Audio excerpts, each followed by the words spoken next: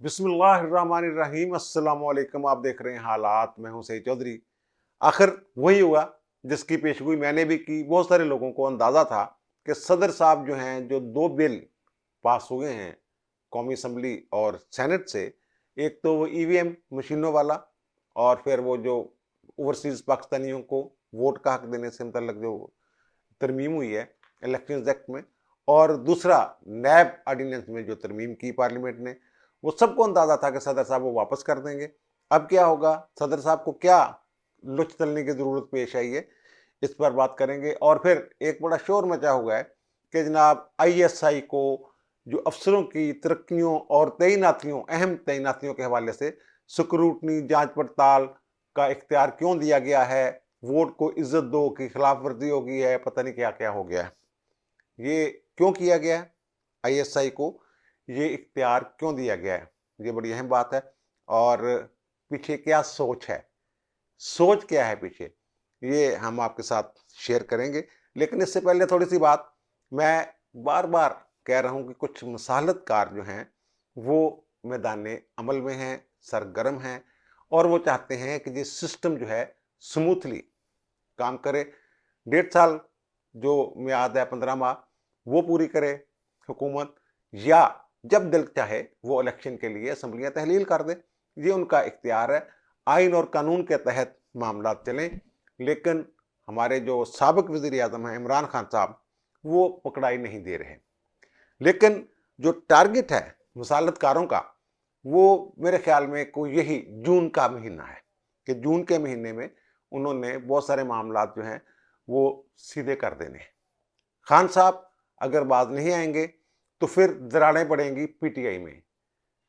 मेरे जो जराए हैं वो ये कह रहे हैं कि पीटीआई में दरारें पड़ेंगी।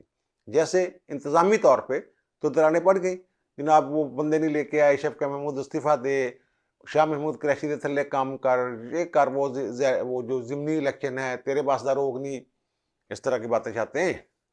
ये मैं इंतजामी तौर पे बात कर रहा हूँ पीटीआई के अंदर। और फिर खान साहब पंजाब के तकरीबन तमाम लीडरों पे नाराज हैं। बल्कि इवन शाह महमूद क्रैशी से भी उन्होंने कहा, शाह साहब तुसी तो इतने तुरे फिरते सी, थोड़े बंदे कितने ने। हर बंदे पे चढ़ाई की, फवाद चौधरी पे चढ़ाई की कि भाई तेरी रैली भी मैं देखी, तू किन्ने बंदे लैके आया सी, तेरे तो ज्यादा तो फलाना बंदा लै आया सी, तेरे तो चंगा तो फलाना गंडापुर रहा, पता नहीं केड़ा रहा। इस तरह की बातें चाहते हैं जो अंदर करते रहते हैं। लेकिन वो जो दूसरा दरार का मामला होगा, वो 6 तारीख से सामने आना शुरू हो जाएगा।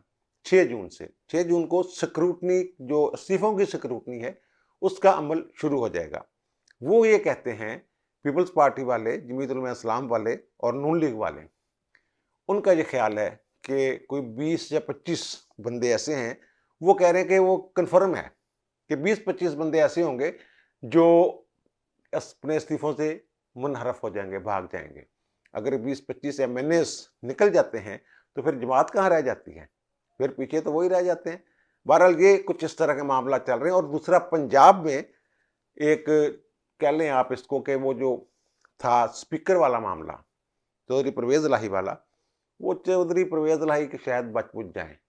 वो पता ये चला है कि जरदारी साहब पे बड़ा प्रेशर है, चौधरी शजाद सैन का, कि मुंडे तो गलती होगी, नादान बच्चा हैगा, नादानी होगी। हालांकि वो बड़े हैं, परवेज इलाही साहब चौधरी शजाद सैन से उम्र में बड़े हैं, लेकिन फिर भी जैसे उनका स्टाइल है, बाहर यही समझ जाता है कि चौधरी शजाद सैन जो है वो बड़े हैं, लेकिन प्रेसिडेंट काफली के वही हैं। तो उन्होंने कहा चलो जनाब वो उनको करने दे पूरा। और वो इसीलिए वो जो पंजाब असम्बली का अजलास है, वो आगे आगे से आगे जा रहा है।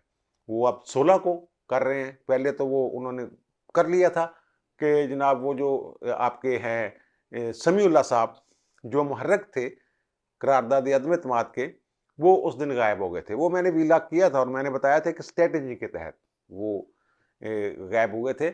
और पूरे जो लोग थे बैठे हुए थे, मौजूद थे बाहर, असम्बली हाल के बाहर मौजूद थे, असम्बली जो सवाई असम्बली की बिल्डिंग है वहाँ मौजूद थे नून लीग वाले, लेकिन वो अंदर नहीं गए। वो इसलिए नहीं गए कि इनके पास 186 बंदे नहीं थे। एक तो 186 बंदे नहीं है, दूसरा वो ये चाहते हैं कि चौधरी परवेज इलाही ने जो कायम मकाम गवर्नर के तौर पे वो जो लुच तल सकते थे वो नहीं तला।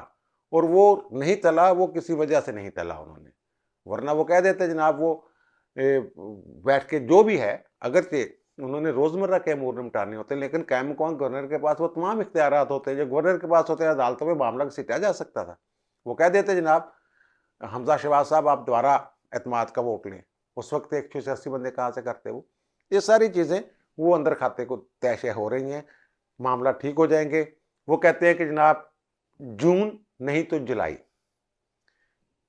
अच्छे दिन आ जाएंगे, वो ये कह रहे हैं। वो कह रहे हैं पैसा भी आ जाएगा, उनके साथ कुछ और शिक्के जो है वो डिस्कशन होनी है IMF के साथ, वहाँ से भी कोई मामला करने हैं जो साकडार फार्मूला है उसके तहत। वैसे साकडार यार आधे है कि वे डॉलर ਨੂੰ कंट्रोल किया है साक डॉलर ने, और फिर कैसे वो बजट में अदाद-ओ-शुमार के साथ खेलता था और कैसे वो किसी को पता भी नहीं चलने देता था। हम जैसे लोगों को बाद में पता चलता था कि वो कहता था कोई महंगाई नहीं, कोई टैक्स नहीं आ रही, बाद में पता चलता था ये रगड़ा कट गया। बहरहाल जो भी था वो कहता है मुल्क के लिए कर रहा था, जो भी था मुल्क के लिए बेहतर। उन्होंने बहरहाल एक इस्तेहकाम मैशियत को वो दिया हुआ था। तो अब मिफ्ता साहब भी कह रहे हैं, और फिर वो मैंने बिलावल भुट्टो ज़रदारी के जो दौरा चीन की तारीफ़ की थी उस दिन, तो वो अब मिफ्ता साहब ने भी कह दिया कि ये जो अब 3.2 अरब डॉलर रीइन्वेस्ट कर रहे हैं या दोबारा रखने के लिए दे रहे हैं, और वहाँ 1% जो सूद है वो भी कम कर दिया है PTI की निस्बत, तो वो रीफाइनेंसिंग शायद उसका उसके लिए लफ्ज़ इस्तेमाल करते हैं। सूद की शरह भी 1% जो कम की है वो बिलावल ज़रदारी भुट्टो साहब के लिए की वजह से की है, और वो ये बड़े पुरुम्मीद हैं। मुझे पता नहीं क्यों ये जब भी मेरी बात होती है इनसे या वो मिलते हैं, मुलाकात कहीं होती है, तो उनकी सुकून छलकता है। वो कहते हैं नहीं हम कर लेंगे इसको। मिफ्ता साहब जो हैं वो भी अपने दोस्तों से कहते हैं यार टेंशन ना लो, ये बज़ाहिर एक फेज़ इन्होंने कर गए सी, जो भी कर गए सी, वो आप अगर गूगल सर्च करेंगे तो आपको मिल जाएगा वो जो इन्होंने माहदा किया हुआ है उनके साथ, जिनमें इन्होंने वो जो टैक्स बढ़ाने थे और पता नहीं क्या-क्या बढ़ाना था, और फिर वो हर 15 दिन बाद पेट्रोल की कीमत बढ़ानी थी। अब ये इनके खाते में डाल रहे हैं इमरान खान साहब, जो भी तकरीर करते हैं जनाब हम नहीं झुके थे IMF के सामने, ये झुक गए IMF के सामने। अच्छा अब हम बात करते हैं ISI को क्यों उन्होंने SVA यानी वो जो एजेंसी होती है स्पेशल वेटिंग एजेंसी, वो क्यों डिक्लेयर किया है। ये वैसे पहली दफ़ा नहीं हुआ, ये माजी में भी ISI के पास ये उन्होंने दिया हुआ था उनको, ये इन्वेस्टिगेशन वगैरह लोगों की जांच पड़ताल करनी, जो अफसर लगते थे। बल्कि दिलचस्प लतीफ़ा भी हुआ था, वो भी मैं आपके साथ शेयर करता हूँ, जब मैं बड़ा एक्टिव था कोर्ट रिपोर्टिंग में उस वक्त।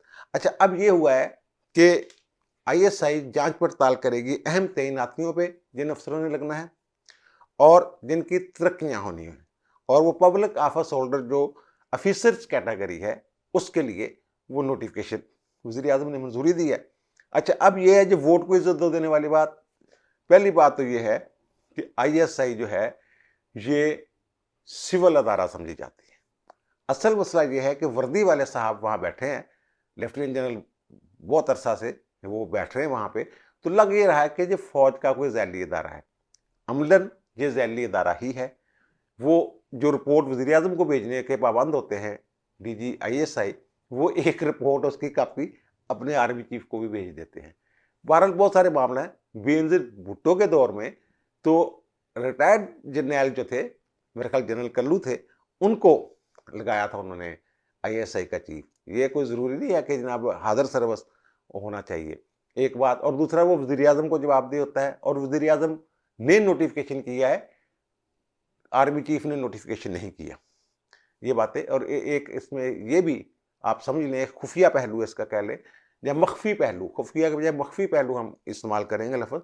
मख्फी पहलू ये है कि वज़ीर आज़म ने एक असाइन की है ड्यूटी ISI को, यानी उन्होंने आर्मी चीफ को नहीं कहा कि जनाब ये काम ले, उन्होंने खुद असाइन किया है, और उनको स्पेशल वेटिंग एजेंसी जो है SVA वो डिक्लेयर की है। अब वो रिपोर्ट आया करेगी। लेकिन इसके पीछे जो एक और इनकी मैं कह रहा हूँ चाल है, वो चाल ये है कि जो सुप्रीम कोर्ट है उसने आज खुद नोटिस लिया हुआ है कि जनाब ये जो क्रिमिनल जस्टिस सिस्टम है उसको सबोताज कर रहे हैं, तबादले कर रहे हैं FIA वालों के, और नैब में तब्दीलियां कर रहे हैं और फलां कर रहे हैं, कवानीन बदलने की भी बात की हुई है उसमें। तो ये जनाब, और ईसीएल में नाम, ये वो। अब वो जो तैनातियाँ, अहम तैनातियाँ जो हैं, जिनमें आईबी के सरबराह भी हो सकते हैं, एफआईए के सरबराह भी हो सकते हैं, दीगर अदारों के सरबराह हो सकते हैं, बड़े बड़े हसास ओहदों पर लोग जो बैठेंगे वो हो सकते हैं, वो प्रमोशन हो सकती हैं। तो वो जनाब, वो अब अगर वो जो आईएसआई की तरफ से रिपोर्ट आएगी कि जनाब ये बंदा okay, fit, very well, okay, good जनाब, तो फिर वो हाथ पांव फूल जाते हैं हम जैसे लोगों के, कि उसको, क्योंकि उनकी जो कह लो ना साख वो ऐसी है कि वो रिपोर्ट जो मरतब करते हैं वो बिल्कुल ठोस, मुदल्लल और हकायक पर मबनी। इसीलिए तो खान साहब घबराए फिर रहे हैं।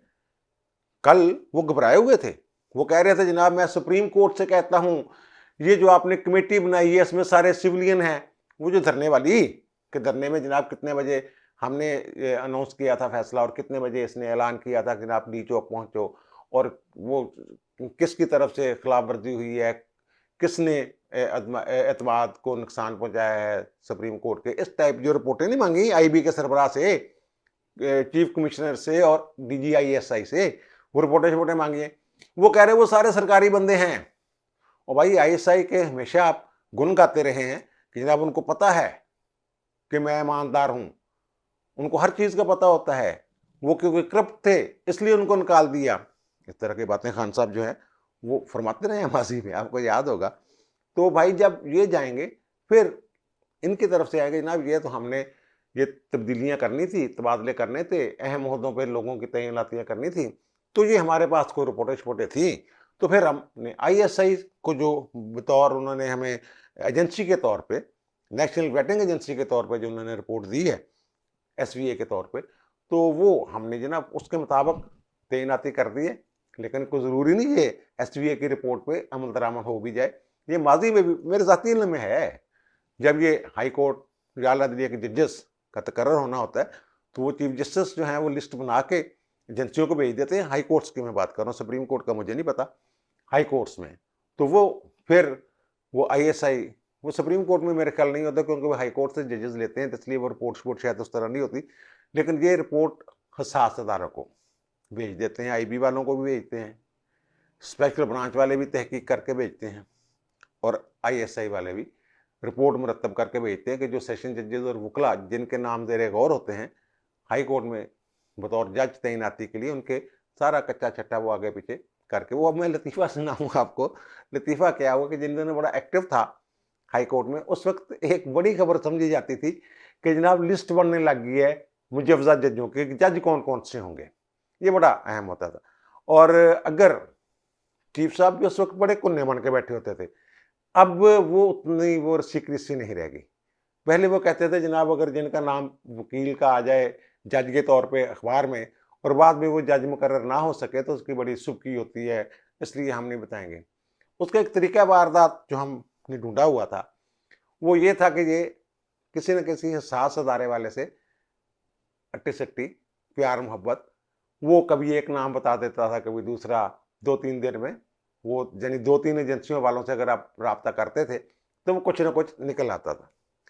एक दिन सैटरडे को कोर्ट वर्क नहीं होता ज़्यादा, खबरें कम होती है, तो मेरा ख्याल था कि ना आज मैं खबर निकालूं कि कौन कौन से नाम है। एक हमारे हसास अदारे के अफसर थे, उनके साथ मेरी थोड़ी बहुत लैक थी, नंबर शंबर किया हुआ था। तो पीटीसीएल नंबर पे मैंने उनके घर के नंबर पे उन्हें फ़ोन किया और मैंने थोड़ी सी आवाज़ भारी सी करके ना, थोड़ी सी चेंज करके मैंने कहा यार वो रिपोर्ट नहीं आई आपकी भाई, वो रिपोर्ट आनी थी जजों की, आपको कहा था फाइनल आज दिन था। एमी मैंने ऊपर से पैर खड़काया, वो तो उसने कहा सर मैं दे आया था, वो फलां बंदे को दे आया था, उसके पास है। तो मैंने कहा यार मुझ तक तो नहीं पहुंचे, कौन कौन है? उन्होंने कहा फलां भी है, फलां भी है। अच्छा इसका क्या है? ये सर फिट है, और ये सर इसके वो फलां फलां है, ये क्या है? ये फलां फलां है। अच्छा वो सारा मैंने ले लिया। अच्छा ना उसने मुझसे पूछा कि आप कौन हो, ना मैंने उसे बताया मैं कौन हूं। ऐसे करके वो मैंने नोट्स लेके खबर दूसरे दिन छाप दी। दूसरे दिन वो मुझे मिला, मैं कहता यार बड़ी एक्यूरेट खबर देती जे, कितों ली जे? मैं कहा भाई जी तुहाडे कोल लई सी, वो फोन राती तुहाडा सी? वो हाँ मैंने पता लग गया थी यार, मैंने पहचान लिया था। मैंने कहा चलो यार अगर ये मुझे बना रहा है तो मैं भी इसको बना रहा हूँ। इस तरह भी बात का बीच में कुछ लोग होते हैं प्यार मोहब्बत वाले, या वो पता नहीं किसका फोन समझा उसने, क्या समझा, बहरहाल ऐसे हुआ जरूर था। अब जनाब हम सदर साहब की तरफ आते हैं। जो सदर साहब फरमाते हैं कि जनाब मैंने कर दिए बिल जल्दबाजी में, जनाब 2 बिल पास कर दिए इन्होंने पार्लियामेंट ने, तो जनाब अब ये दोबारा गौर करे, कमेटी के पास नहीं गया, फलां नहीं हुआ, एक ही दिन में 2 बिल।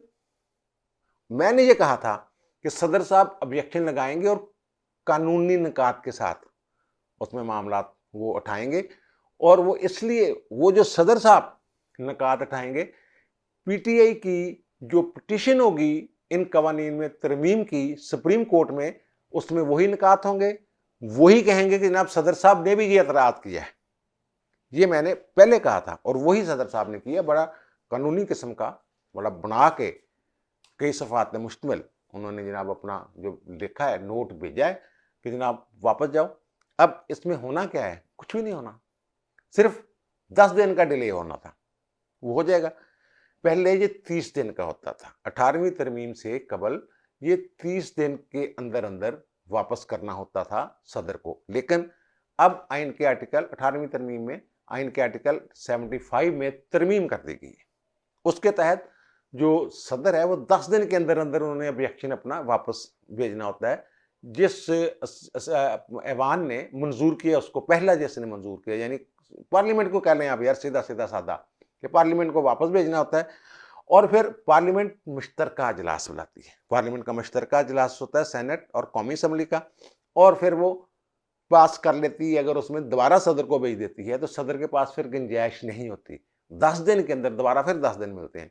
दोबारा फिर 10 दिन के अंदर अंदर अगर सदर साहब उसको मंजूर ना भी करें तो वो मंजूर शुदा तस्वर किया जाएगा। आइन में लिखा हुआ है इस आर्टिकल में, जनाब फिर वो सदर ने मंजूर किया हो या ना किया हो, या मंजूर किया गया तस्वर किया गया हो, तो वो फिर वो कानून का दर्जा उसको वो जो है वो मिल जाएगा। अब सदर साहब एतराज़ क्या लगा रहे हैं? जल्दबाजी। और फिर जनाब वो जो ईवीएम वाला है वो बड़ा जनाब काम की बात है। वो इलेक्शन कमीशन ने उसमें कोई 27-28 किस्म के इतराज़ात लगाए होंगे। आप कह रहे हैं जनाब उससे बेहतर काम ही कोई नहीं। और वोट कहाँ छीना जा रहा है? वोट का कहाँ छीना जा रहा है? वो यही कह रहे हैं सिर्फ कि जनाब पाकिस्तान चाहो तो वोट दे दो, वोट तो उन्होंने मौजूद है। ये जो तरीका तुम आप लोग इख्तियार करने वाले थे, ये तो फिजिबल ही नहीं है। 2018 और 2014 की 2 जजमेंट्स के हवाले दिए हैं उन्होंने कि जनाब उन्होंने भी कहा था कि ओवरसीज के वोटों के लिए उन्होंने 2018 में जो कहा था, उन्होंने उसके लिए इन्हें एक पायलट प्रोजेक्ट दिया था कि वहाँ रजिस्टर्ड होंगे, और रजिस्टर्ड ही कोई नहीं हुआ था, वोट डालने आए कोई नहीं था। 2018 वाले इलेक्शन में इन्होंने कोशिश की थी, कोई वोट वो जो सुप्रीम कोर्ट ने जो कहा था उस पर अमल ही नहीं हो सका था, वो नाकाबिल अमल था। लेकिन अब ये कहते तस्दीक कर दी, अब सुप्रीम कोर्ट ने भी 2014 में कहा था और फिर 2018 में कहा था। बहरहाल उन्होंने एतराज़ तो लगाने होते हैं। और फिर नैब जो है उसका जनाब उसको तो पीपीसी बना दिया है, पाकिस्तान पीनल कोड बना दिया है 1898 का, जो फौजदारी कवानीन उस तरह। अब एहतसाब कैसे होगा? इस्तिगासा कमज़ोर हो जाएगा, ये हो जाएगा, वो हो जाएगा। खुद को यानी जो ओहदेदारान हैं, हुकूमती ओहदेदारान, उनको फ़ायदा होगा, पकड़ा नहीं जा सकेगा, आगे बढ़ना है, आप लोग 2 कदम पीछे चले गए हो, इस तरह की बातें। और बिल पास करने से पहले जनाब मुझे आगाह नहीं किया गया, मतला नहीं किया गया, मुझे तजावीज़ नहीं भेजी गई, इस तरह के। वो ठीक है, वो कानूनी निकात जो है वो ठीक उठाएं, लेकिन ये एक तरह गौर फरमाएं कि इन्होंने क्या किया था। इन्होंने एक दिन में कोई 72 तरामीम, 30 से ज़ायद कवानीन, 72 तरामीम, और वॉइस वोटिंग पे स्पीकर साहब जो हाँ कहते हैं, हाँ की आवाज़ ज़्यादा है, बिल मंजूर। जो हाँ कहते हैं, जो ना कहते हैं, ना की आवाज़ कम है, हाँ। इसमें ये ईवीएम वाला भी था, नैब वाला भी था, सारा जबरदस्त जिसको कहते हैं, इन्होंने वो तिया पांचा करके वो मारा था। और एक ही दिन में इतने बिल मेरे ख्याल पाकिस्तान की तारीख में शायद ही कभी कमेटी को भेज दे कुछ, नहीं जी नहीं, नहीं जी नहीं, करो मंजूर, करो मंजूर, ये ऐसे इन्होंने ये हरकत की थी। तो उस वक्त जल्दबाजी नहीं थी, उस वक्त यही सदर थे आरिफ अलवी साहब ही, उस वक्त तो इन्होंने नहीं रोका था। दोहरा मेयार। और वो जो पीटीआई के जो लीगल टीम है उसने जो ये एतराज़ात बना के दिए, जो वो अपनी पिटिशंस में उठाएंगे, वही सदर साहब ने जारी कर दिए। और देख लीजिएगा, मैं फिर कह रहा हूँ कि जो पिटिशन होगी वो इन निकात पर मुश्तमिल होगी जो सदर साहब ने बयान फरमा दिए। अब मुझे दीजिए इजाज़त, इंशाअल्लाह दोबारा मुलाकात होती है नए व्लॉग के साथ। अल्लाह ताला आप पर, मुझ पर, हम सब पर मेहरबान रहे। अल्लाह हाफिज़।